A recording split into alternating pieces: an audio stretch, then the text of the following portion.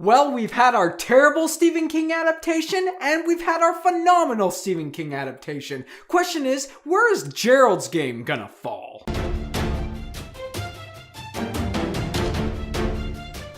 So Gerald's Game is a film produced by Netflix and is the third adaptation of a Stephen King novel. And in Gerald's Game, Gerald, played by Bruce Greenwood, and Jessie, played by Carla Gugino, head out to the middle of nowhere so they can have some personal time, get away from society, and enjoy their marriage. When they arrive, they want to spice up their sex life, so Gerald handcuffs Jessie to the bedpost. Unfortunately, after that, he dies of a heart attack, leaving Jessie stranded. And Jessie has to try to survive, and what follows afterwards is not only one of the best films of the year, but one of the best Stephen King adaptations that was ever made. Starting out with what I loved about Gerald's Game, this film not only has a very successful uneasy atmosphere, but that uneasy atmosphere is added to the tension, and you never really get any kind of relief until the credits. I can't say I found the movie to be overwhelmingly scary though, but that is what is so great about Stephen King's works. Although he does have some terrifying stuff in all of his stories and all of his novels, for the most part, his stories reflect lessons that humanity needs to hear. And that is one of the magnificent things that makes Gerald's Game very special when it comes to the horror genre. I can't say I've ever seen a horror film that has been this different and filmed so effectively as this one is, so I gotta give major props to Mike Flanagan. Especially since Gerald's Game is very different from Stephen King's other works, say The Shining or It, where there's some supernatural entity in the works. In Gerald's Game, all of the horror and psychological trauma is all mental. It's all to deal with the human mind. Which leads me to Carla Gugino.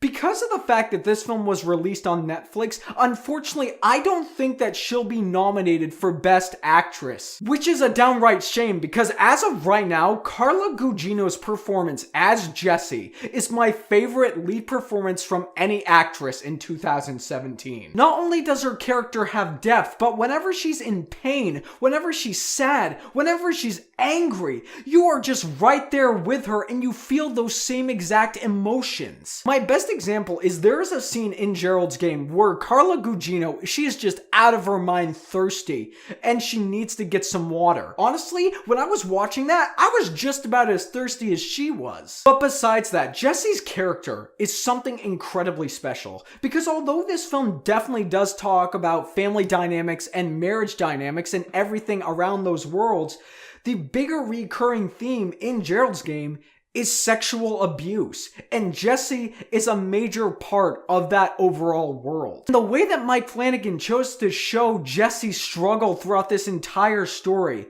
was phenomenal and something very different. We've all seen different representations of the battle of the conscience when it comes to other movies or TV shows, with a little devil and a little angel on each shoulder. It's definitely more significant when the angel persona is yourself and the devil persona is your spouse, somebody that knows you as well as you do. I'm not telling you any more than that because I do not want to get into spoilers, but trust me, when you watch the movie, you'll get what I'm talking about here, because it's phenomenal, and honestly, something I've never seen when it comes to any kind of horror movie. Another aspect to talk about here is the scares, the creepy factor, because one of the major problems I have with modern horror is the fact that most of the scares, they don't feel earned, they don't feel deserved, because you just don't care about the characters and you don't care about any of the situations that are going on. Gerald's Game, just like It earlier this year, turns that concept on its head. The film takes the time, so you learn about Jessie, you learn about Gerald, you learn about how their marriage is going, you learn about who they are as people. So when those scares happen, they are even more effective. The last 10 to 15 minutes of this movie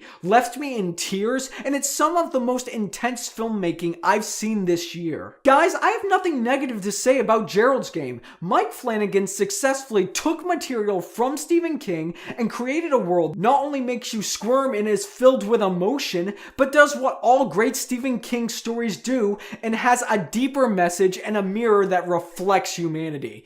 And guys, Gerald's Game is suit-worthy.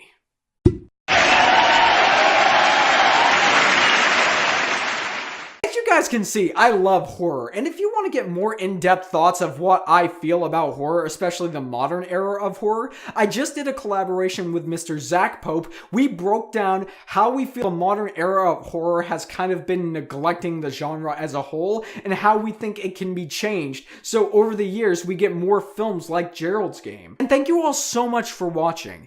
And as always, it is what you say that matters. So have you had a chance to see Gerald's Game, and what did you think of it? More importantly, what is your favorite overall Stephen King horror story? Whatever you may think, leave a comment down below telling me your thoughts. And if you like what you've seen here, and you want to see more, click right there and subscribe and become part of the fray of nerds who love cinema.